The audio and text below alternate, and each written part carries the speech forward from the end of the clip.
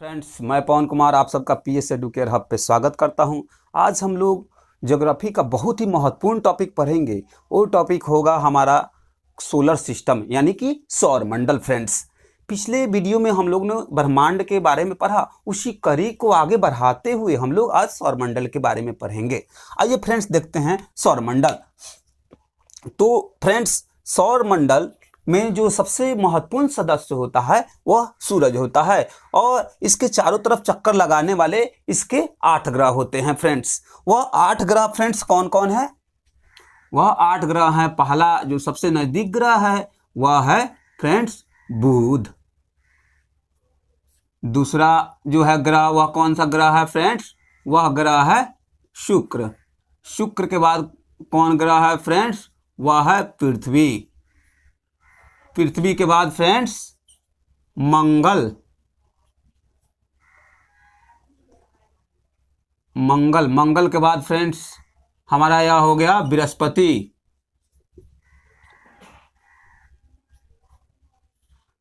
बृहस्पति के बाद हो गया शनि। शनि के बाद हो गया अरुण। अरुण के बाद हो गया वरुण।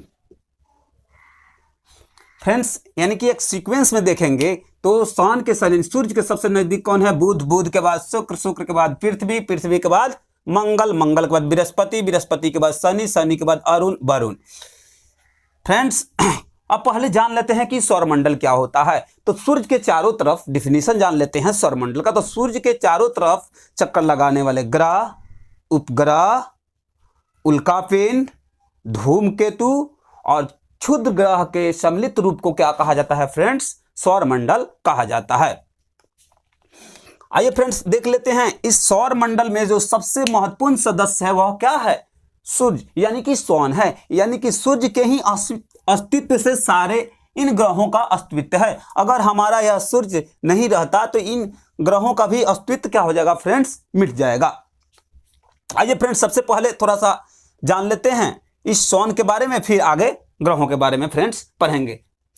सबसे पहले फ्रेंड्स यह देख लेते हैं जो हमारा सन है यह किस मंदाकिनी में है। तो आपको पिछले वीडियो में हमने बताया था कि यह दूध मेखला मंदाकिनी में है।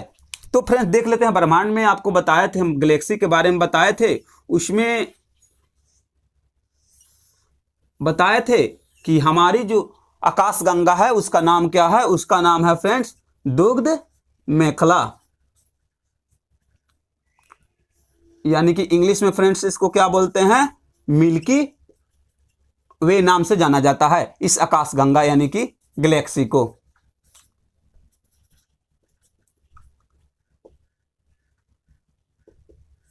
मंदाकिनी भी इसको बोला जाता है फ्रेंड्स। इसमें आप देखेंगे अगर गैलेक्सी का या केंद्र मान लिया जाए फ्रेंड्स, तो इस केंद्र से जो हमारा सन है या यानी कि सोलर सिस्टम है एक कोने में है।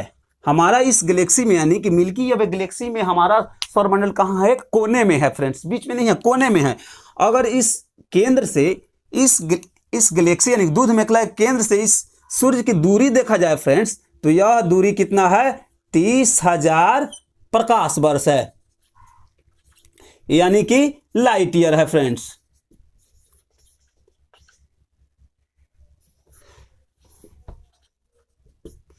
कितने दूरी पे है?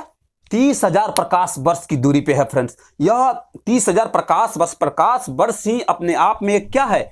बहुत बड़ा दूरी हो गया, क्योंकि एक प्रकाश वर्ष बराबर होता है 94 खरब किलोमीटर।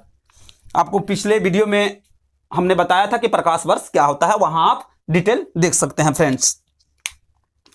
अब एक और पॉइंट इससे जान लेते हैं। यह जो हमारा सन है इस गैलेक्सी का एक चक्कर फ्रेंड्स लगाने में यह 20 करोड़ वर्ष का समय लेता है।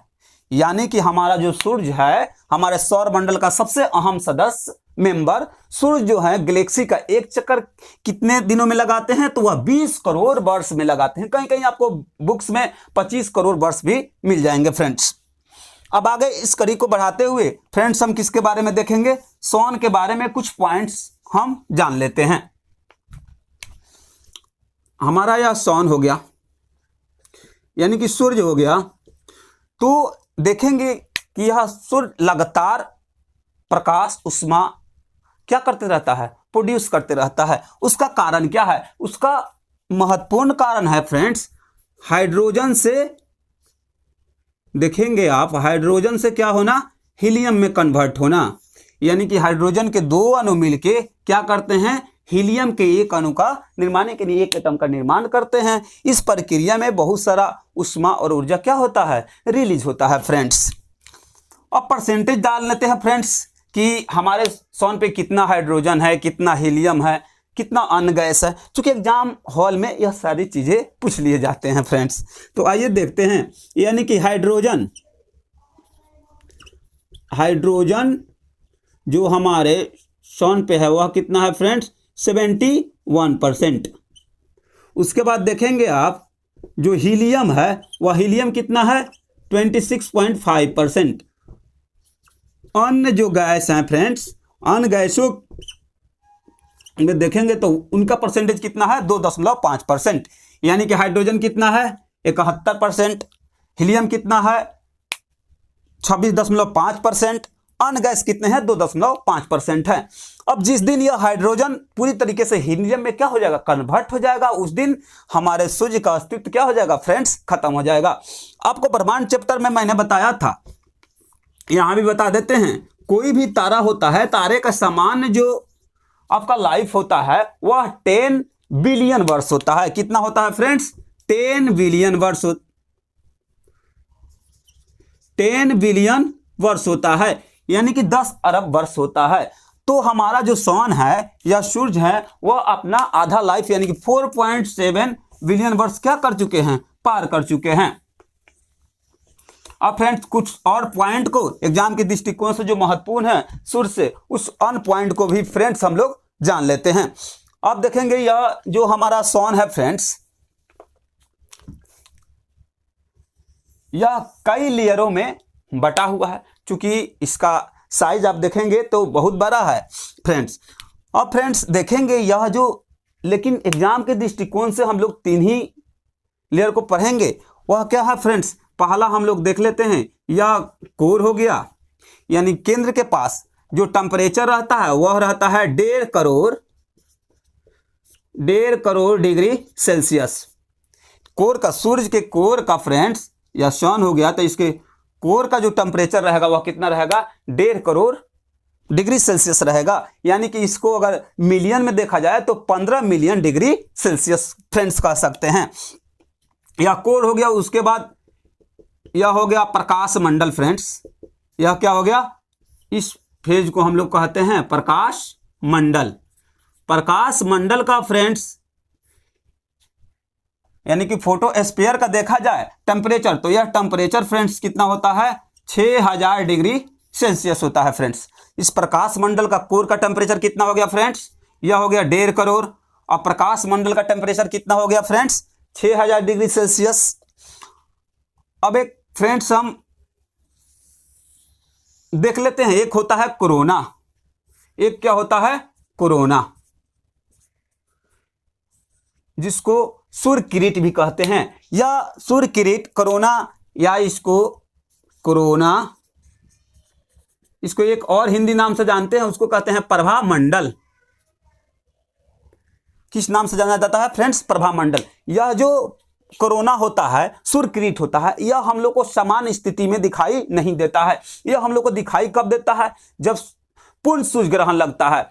ऐसे सूर्य ग्रहण 2 तरीके के लगते हैं, आंशिक सूर्य ग्रहण और पूर्ण सूर्य ग्रहण। आंशिक जो सूर्य ग्रहण फ्रेंड्स लगते हैं वो हिंदू कैलेंडर में आप देखिएगा 7वीं और 8वीं को लगते हैं, और पूर्ण जो सूर्य ग्रहण लगता है वह अमावस को लगता है। आपको इस सारी डिटेल हम अगला पृथ्वी की गतियां जब वीडियो बनाएंगे वहां सारी डिटेल में पढ़ाएंगे फ्रेंड्स आपको। तो यह जो क्रीट का पार्ट हो गया फ्रेंड्स, यह जो कोरोना मंडल हो गया, यह हमको दिखाई देती है कब, जब हमारा क्या होगा, पूर्ण सूर्य ग्रहण होगा। क्या होगा, पूर्ण सूर्य ग्रहण होगा, इस यानी कि अमावस्या के दिन। तो देखेंगे यह पूर्ण सूर्य ग्रहण के दिन आपको एक, यह सन जो हमारा है, यह सन चारों तरफ से क्या हो जाएगा, ढक जाएगा, और बाहरी एक गोलाकार यानी कि रिंग के जैसा पार्ट आपको दिखाई देगा। उसी को क्या कहते हैं हम लोग? सूर्यकृत कोरोना या प्रभामंडल के नाम से जानते हैं फ्रेंड्स। अब इसको एक और आपको डायमंड रिंग, डायमंड रिंग यानी कि हीरावल्लय के नाम से भी जानते हैं। डायमंड रिंग की स्थिति कब बनती है फ्रेंड्स? जब पूर्ण सूर्य ग्रहण लगता है। एग्जाम में पूछ देगा कि डायमंड रिंग की स्थिति कब बनती है, तो पूर्ण सूर्य ग्रहण के समय। अब जरा सा जान लीजिए थोड़ा सा कि सूर्य ग्रहण कब लगता है? जब सूर्य के बीच कौन आ जाता है? चंद्रमा। सूर्य और पृथ्वी के बीच कौन आ जाता है? चंद्रमा आता है, तो हमारा क्या लगता है? सूर्य ग्रहण लगता है। और पूर्ण सूर्य ग्रहण जो फ्रेंड्स है वह 8 मिनट से ज्यादा नहीं रह सकता है। मैक्सिमम कितने मिनट रह सकता है? 8 मिनट रह सकता है। तो फ्रेंड्स आप जान गए कि डायमंड रिंग की स्थिति कब बनता है? जब पूर्ण सूर्य ग्रहण होता है। उसको हम लोग क्या बोलते हैं फ्रेंड्स? उसको कोरोना बोलते हैं, प्रभामंडल बोलते हैं। कोरोना ये बीमारी कोरोना नहीं, इसको कोरोना बोलते हैं या इसको सूर्यकृत भी बोलते हैं फ्रेंड्स। अब एक देख लेते हैं, इस प्रकाश मंडल में आप देखेंगे फ्रेंड्स कि सन स्पॉट्स बनते हैं। क्या बनते हैं? सन स्पॉट्स बनते हैं, यानी कि सूर्य के धब्बे बनते हैं फ्रेंड्स। क्या बनते हैं? सूर्य के धब्बे फ्रेंड्स बनते हैं। अब फ्रेंड्स आप देखेंगे कि जो यह सन स्पॉट होते हैं, सूर्य के धब्बे होते हैं, इनका जो टेम्परेचर होता है फ्रेंड्स, वह टेम्परेचर कितना होता है? 1500 डिग्री सेल्सियस होता है। यह धब्बे कहाँ बनते हैं? प्रकाश मंडल में बनते हैं। एक किरीट मान लिया जाए तो यह दूसरा लेयर, यानी कि प्रकाश मंडल में ये बनते हैं। इनका टेम्परेचर कितना रहता है? 1500 डिग्री सेल्सियस रहते हैं। अब सन स्पॉट एक आता है, सन स्पॉट ईयर, यानी कि यह सूर्य के जो काले धब्बे बनते हैं फ्रेंड्स, यह चेंज 11 वर्षों पे क्या होते रहते हैं? यह सूर्य के धब्बे जो रहते हैं 11 वर्षों पर यह बदलते रहते हैं। तो आप देखेंगे सूर्य धब्बे जो बनते हैं इनका, यानी कि सन स्पॉट्स जो ईयर होता है वह 11 सालों का होता है। 11 सालों के बाद इनका घटना बढ़ना फ्रेंड्स जारी रहता है। अब फ्रेंड्स कुछ और टॉपिक को जान लेते हैं। टॉपिक नहीं फ्रेंड्स, पॉइंट को जान लेते हैं। सूर्य से संबंधित कुछ पॉइंट को जान लेते हैं। जो सूर्य से सबसे नजदीक का तारा है फ्रेंड्स, उस नजदीक के तारा को हम लोग क्या बोलते हैं? प्राक्सीमा सेंचुरी के नाम से जाना जाता है। प्राक्सीमा सेंचुरी। यह प्राक्सीमा सेंचुरी जो है 4.3 प्रकाश वर्ष के दूरी पे है, यानी पृथ्वी से पे कहिए या सन से, या वही दूरी होगा क्योंकि बहुत ज्यादा दूर नहीं है सन से पृथ्वी। तो यानी कि सूर्य से तो सबसे नजदीक का तारा है हमारे पृथ्वी से देखिएगा तो वह कौन है? प्रक्सिमा सेंचुरी है। उसके बाद दूसरा कौन है? वह है अल्फा सेंचुरी। वह कौन है फ्रेंड्स? अल्फा सेंचुरी है। यह 4.4 प्रकाश वर्ष की दूरी पे है। अब देखेंगे कि सूर्य के बाद पृथ्वी से जो सबसे नजदीक का तारा है चमकीला तारा, वह सबसे चमकीला तारा आपको यहां लिख देते हैं फ्रेंड्स। वो सबसे चमकीला तारा क्या कहला जाता है? साइरस, या उसको एक और नाम से क्या, डॉग स्टार के नाम से भी जाना जाता है। यह डॉग स्टार जो है यह 9 प्रकाश वर्ष यानी कि 9 लाइट ईयर के दूरी पर है फ्रेंड्स। अब लाइट ईयर तो आपको बता ही चुके हैं कि कितना बड़ा दूरी होता है फ्रेंड्स। अब जरा सा कुछ और पॉइंट को सन से रिलेटेड डाल लेते हैं जो कि एग्जाम के दृष्टिकोण से क्या होते हैं फ्रेंड्स, काफी महत्वपूर्ण होते हैं। अब फ्रेंड्स देखेंगे कि जो यह हमारा सन है, यह सन का द्रव्यमान जो है वह 2 × 10⁻33 ग्राम है। यह संख्या क्या हो जाएगा फ्रेंड्स, बहुत बड़ा हो जाएगा। इस द्रव्यमान को देखा जाए, यह सूर्य का द्रव्यमान हुआ। अगर पृथ्वी के रेस्पेक्टिवली इसको देखा जाए तो पृथ्वी के रेस्पेक्टिवली फ्रेंड्स यह कितना होता है द्रव्यमान, 3,32,000 कितना होता है फ्रेंड्स, 3,32,000 गुना क्या है, पृथ्वी के द्रव्यमान से बड़ा है। कौन, सूर्य का द्रव्यमान, यानी कि सूर्य का जो द्रव्यमान है वो पृथ्वी के द्रव्यमान से कितना गुना ज्यादा है, 3,32,000 गुना बड़ा है। अगर वहीं इसका वॉल्यूम देख लिया जाए, सोन का वॉल्यूम देख लिया जाए, यानी कि आयतन देखा जाए, हिंदी में क्या बोलेंगे फ्रेंड्स, आयतन बोलेंगे, तो इसका आयतन पृथ्वी के रिस्पेक्टली, यानी कि पृथ्वी के बनिस्पत कितना है, 13 लाख गुना बड़ा है। 13 लाख गुना क्या है, बड़ा है। किसके बनिस्पत, पृथ्वी के बनिस्पत, यानी कि एक सन में कितनी पृथ्वी आ जाएगी, 13 लाख गुना क्या हो जाएगी फ्रेंड्स, पृथ्वी हमारी आ जाएगी फ्रेंड्स। और एक पॉइंट जान लेते हैं जो एग्जाम के दृष्टिकोण से महत्वपूर्ण है,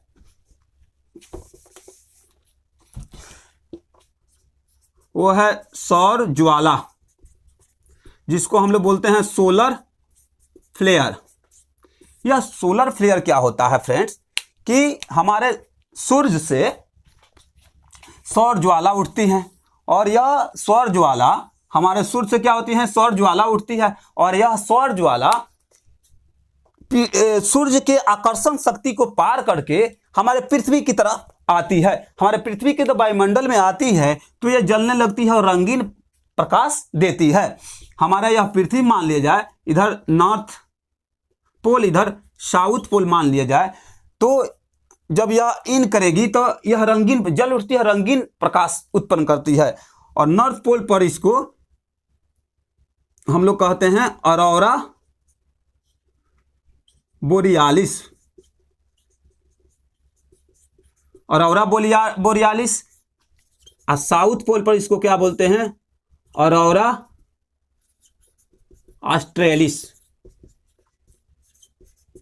साउथ पोल पर इसको फ्रेंड्स क्या बोलते हैं, ऑरोरा ऑस्ट्रेलिस। और नॉर्थ पोल पर इसको क्या बोलते हैं, यानी कि नॉर्थ पोल के जब ऊपर दिखाई देगी तो ऑरोरा बोरियालिस कहलाएगी, जब साउथ पोल पर दिखाई देगी तो ऑरोरा ऑस्ट्रेलिस कहलाएगी फ्रेंड्स। अब इसको याद करना, थोड़ा सा एग्जाम में क्या होता है कि कंफ्यूजन की स्थिति होती है, तो आप लोग रिलेट कर लीजिएगा। मैप वगैरह आप वर्ल्ड का मैप देखते होंगे तो देखते होंगे कि सबसे नीचे में यानी कि दक्षिण में कौन सा ऑस्ट्रेलिया महादेश है, तो आप उसी से लगा लीजिएगा कि नीचे वालों को क्या हम बोलेंगे, ऑरोरा ऑस्ट्रेलिस बोलेंगे। सौर कलंक यानी कि सौन एक्सपर्ट तो आपको पढ़ा ही दिए हैं कि प्रभा, या जो हमारे सौर कलंक आपको बता दिए हैं, सौर कलंक वर्ष भी बता दिए हैं। सौर कलंक वर्ष होता है 11 वर्षों का होता है, यानी कि सौन एक्सपर्ट आपको बता दिए हैं फ्रेंड्स। अब बाकी सब आप लोग बुक से देख लीजिएगा, जितने एग्जाम में आते हैं मैंने कोशिश किया है उसको बताने के लिए। अब आगे बढ़ते हैं, सौरमंडल के बारे में पढ़ते हैं। अब फ्रेंड्स आपको मैंने बताया कि इस हमारे सौर मंडल का जो सबसे अहम महत्वपूर्ण सदस्य है वो कौन है, सूर्य है। और इसके चारों तरफ यह 8 ग्रह हैं, यह चक्कर लगाते रहते हैं। वो 8 ग्रह कौन है, बुध, शुक्र, पृथ्वी, मंगल, बृहस्पति, शनि, अरुण, वरुण। बुध को इंग्लिश में कहेंगे मरकरी, शुक्र को वीनस, अर्थ, मार्स, बृहस्पति को जुपिटर, उसके बाद सैटर्न, यूरेनस, नेपच्यून। इंग्लिश में नेम हो गया, इंग्लिश में नेम भी जानना जरूरी है। यह बीच में देख रहे हैं फ्रेंड, यह क्या है, एस्ट्रॉयड, यानी कि यह है हमारे क्षुद्र ग्रहों की पट्टी है। यह क्षुद्र ग्रहों की पट्टी आप फ्रेंड्स देखेंगे तो क्षुद्र ग्रहों की पट्टी कहाँ है, आप देखेंगे मंगल और बृहस्पति के बीच में यह क्षुद्र ग्रहों की पट्टी क्या चक्कर लगाते रहती है। कुछ आपको खगोल शास्त्रीय का मानना है कि यह क्षुद्र ग्रहों की जो पट्टी है इसमें कुछ छोटे आकार के भी हैं, कुछ बहुत बड़े आकार के भी हैं। आप इतने बड़े बड़े आकार के हैं कि इनका कुछ का आप देखिएगा एरिया देखिएगा तो 1 लाख 2 लाख भी हो जाएगा इन एस्ट्रॉयड्स का, यानी क्षुद्र ग्रहों का। यह क्षुद्र ग्रहों की पट्टी कुछ खगोल शास्त्रियों का कहना है कि यह स्टार यानी कि तारों का एक विस्फोट हुआ था, उस तारों के विस्फोट से ही यह पट्टी बन गई और सूर्य के आकर्षण के कारण यह इसके चारों तरफ क्या कर रहे हैं, चक्कर लगा रहे हैं फ्रेंड्स। अब सबसे पहला जो आप देखिएगा, सबसे अब एग्जाम में पूछेगा सबसे नजदीक का ग्रह तो कौन हो जाएगा फ्रेंड्स, बुध ग्रह। सबसे दूर का ग्रह कौन हो जाएगा, तो वरुण हो जाएगा, जिसको इंग्लिश में नेपच्यून बोलते हैं। अब फ्रेंड्स यह अभी आप देख रहे हैं कि ग्रहों की संख्या 8 देख रहे हैं। यह ग्रहों की संख्या 8 2006 के बाद है। 2006 तक ग्रहों की संख्या 9 थी, लेकिन प्राग में एक सम्मेलन हुआ। उस सम्मेलन में जो हमारा 9वां ग्रह यानी कि प्लूटो, जिसको हम लोग हिंदी में यम कहते थे, उसको ग्रहों की श्रेणी से हटा के 52 ग्रहों में शामिल कर लिया गया फ्रेंड्स। तो आप देखेंगे फ्रेंड्स, या सूर्य के नजदीक के 4 ग्रह और या बाहर के 4 ग्रह को, यानी कि या बाहर के 4 ग्रह हो गए या अंदर के 4 ग्रह हो गए। यह बीच में देख रहे हैं एस्ट्रॉइड्स, यानी कि क्षुद्र ग्रहों की क्या है, क्षुद्र ग्रह की पट्टी है, क्षुद्र ग्रहों की क्या है, पट्टी है। अब यह अंदर के जो 4 ग्रह हैं, इनको कहा जाता है फ्रेंड्स आंतरिक ग्रह, या इंग्लिश में इसको क्या बोलेंगे, इनर प्लैनेट। क्या बोलेंगे फ्रेंड्स, इनर प्लैनेट। इसका और एक नाम है फ्रेंड्स, उसका वह है पार्थिव ग्रह। ऐसा इसलिए कि पृथ्वी यह देख रहे हैं, तो पृथ्वी के जैसा या उससे छोटा आकार वाले यह 4 ग्रह हैं, यानी कि बुध, शुक्र, पृथ्वी, मंगल। तो ये बाकी के 3 ग्रह हैं, उनका आकार या तो पृथ्वी के बराबर है या थोड़ा सा क्या है, छोटा है पूरा। इसलिए इसको क्या बोलते हैं हम लोग, पार्थिव ग्रह भी बोलते हैं। क्या बोलते हैं, पार्थिव ग्रह भी बोला जाता है फ्रेंड्स। अब देखेंगे यह जो अंदर के 4 ग्रह यानी कि सूर्य के नजदीक के जो 4 ग्रह हैं, या किस अवस्था में रहते हैं, या ठोस अवस्था में हैं, यानी कि या सॉलिड फॉर्म में हैं फ्रेंड्स, या सॉलिड फॉर्म में है। या बाहर के देखेंगे, इसको कहा जाता है बाह्य ग्रह, बाह्य ग्रह, या इंग्लिश में क्या बोलेंगे, आउटर प्लैनेट। इसको एक और नाम से जाना जाता है, वह है जोवियन। क्या है फ्रेंड्स, जोवियन ग्रह। ऐसा इसलिए कि इसमें देखेंगे कि यह बृहस्पति है, तो बृहस्पति के ही आकार के लगभग थोड़े से छोटे ये बाकी के सब है, इसलिए इसको क्या कहा जाता है, जोवियन ग्रह, जोवियन प्लैनेट। यह किस फॉर्म में है, तो यह गैसियस फॉर्म में है। यह चारों बाहर के 4 किस फॉर्म में है, यह गैसीय अवस्था में है फ्रेंड्स, यानी कि यह किस फॉर्म में है, गैस के फॉर्म में है, गैसियस फॉर्म में है फ्रेंड्स यह। अब आप देखेंगे यह आंतरिक जो 4 ग्रह हैं या बाहर के जो 4 ग्रह हैं फ्रेंड्स, इसमें आप देखेंगे सबसे बड़ा अंतर क्या है कि यह सॉलिड फॉर्म में है चारों, यह क्या है, यह है गैसियस फॉर्म में। तो फ्रेंड्स इसको इंग्लिश में एक और नाम टेरेस्ट्रियल प्लैनेट भी बोलते हैं फ्रेंड्स। क्या बोलते हैं, टेरेस्ट्रियल प्लैनेट भी बोलते हैं। तो ये अंदर के जो आप 4 ग्रह देखेंगे ठोस अवस्था में, बाहर के 4 ग्रह वह किस में, गैस के अवस्था में है फ्रेंड्स। और बीच में क्या है, क्षुद्र ग्रहों की क्या है फ्रेंड्स, पट्टी है। आपको बता दें कि क्षुद्र ग्रहों की पट्टी क्या है, यह क्षुद्र ग्रहों की पट्टी छोटे आकार में छोटे भी हैं और बहुत बड़े भी हैं। यह फ्रेंड्स देखेंगे इसमें कि जो सूर्य के सबसे नजदीक का ग्रह है वह कौन है, बुध यानी कि मरकरी है। उसके बाद कौन है, शुक्र है। उसके बाद कौन है, पृथ्वी है। उसके बाद कौन है, मंगल। उसके बाद बृहस्पति, शनि, अरुण, वरुण। इंग्लिश में देखा Mercury, Venus, Earth, Mars, Jupiter, Saturn, Uranus, Neptune. English name भी फ्रेंड्स याद रखना इनका जरूरी है। और फ्रेंड्स हम देखेंगे इसमें कि हमारा जितना भी हम जानकारी रखेंगे वो पृथ्वी के रिस्पेक्टिव रखेंगे, क्योंकि एग्जामिनेशन हॉल में आता है। अब देखेंगे पृथ्वी के सबसे नजदीक का ग्रह कौन है, तो वह शुक्र ग्रह है। पृथ्वी के सबसे नजदीक का ग्रह कौन है, तो वह शुक्र है। उसके बाद कौन है फ्रेंड्स, उसके बाद मंगल है। उसके बाद कौन है, बुध है। उसके बाद फिर कौन आएगा, बृहस्पति। उसके बाद शनि, अरुण, वरुण। ऐसे सीरीज में चलते जाएगा। पृथ्वी के सबसे नजदीक कौन, शुक्र। शुक्र के बाद कौन, मंगल। मंगल के बाद कौन, बुध। बुध के बाद बृहस्पति, शनि, अरुण, वरुण। अब फ्रेंड्स हम लोग ग्रहों के कुछ और चीज को देख लेते हैं। जैसे आप देखिएगा कि सबसे बड़ा इसमें ग्रह कौन है, तो सबसे बड़ा ग्रह कौन है, वह बृहस्पति है। बृहस्पति के बाद कौन है, शनि है। शनि के बाद कौन है, अरुण है। अरुण के बाद कौन है, वरुण है। वरुण के बाद कौन है, पृथ्वी है। पृथ्वी के बाद कौन है, शुक्र है। शुक्र के बाद कौन है, मंगल है। मंगल के बाद कौन है, बुध है। यानी कि सबसे छोटा ग्रह क्या हो जाएगा, हमारा बुध हो जाएगा। सबसे बड़ा ग्रह कौन हो जाएगा, बृहस्पति हो जाएगा।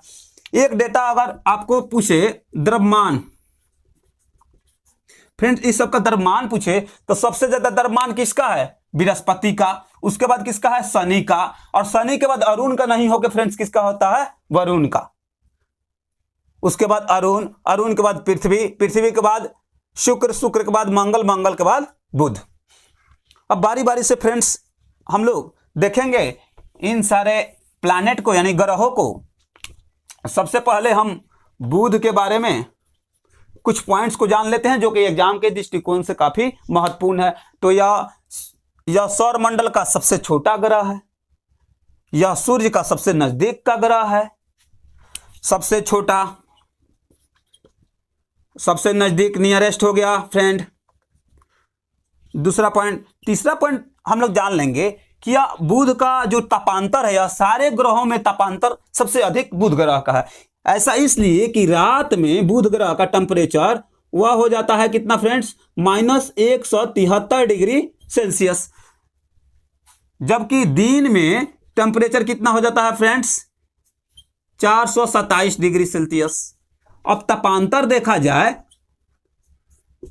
देखा जाए तो यह लगभग कितना होगा फ्रेंड्स, 600 डिग्री सेल्सियस हो जाएगा। यानी कि बुध ग्रह का तापों में अंतर कितना हो जाएगा, 600 डिग्री सेल्सियस हो जाएगा। यानी कि रात में हो जाएगा आपका 173 डिग्री सेल्सियस, जबकि दिन में टेम्परेचर कितना होगा, 427 डिग्री, यानी कि -173 डिग्री रात का और दिन में 427 डिग्री सेल्सियस होगा। तापों में अंतर हो जाएगा कितना, 600 डिग्री सेल्सियस का।